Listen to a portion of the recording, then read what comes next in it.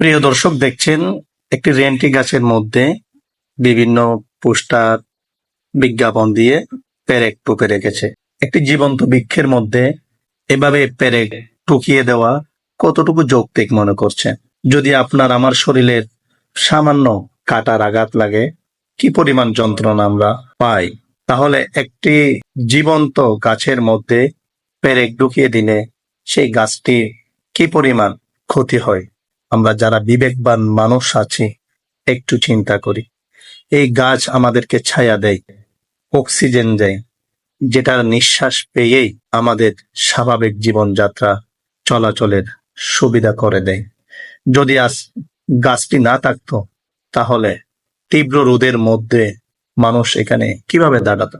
সারাদিনের ক্লান্ত অবস্থায় এই গাছের নিচেই অনেকেই একটু শীতল ছায়ার জন্য অপেক্ষামান থাকে। তাই আসুন আমরা যত্রতত্র ভাবে গাছের মধ্যে বিভিন্ন পোস্টার ব্যানার পেরেক টুকিয়ে না টাঙ্গাই, আমরা অন্যত্র কোনো একটা জায়গায় সেগুলিকে রাখি। গাছের মধ্যে পেরেক টোকানো থেকেই বিরত থাকি। আসুন নিজেও সচেতন হই, অন্যকেও সচেতন করি। ধন্যবাদ।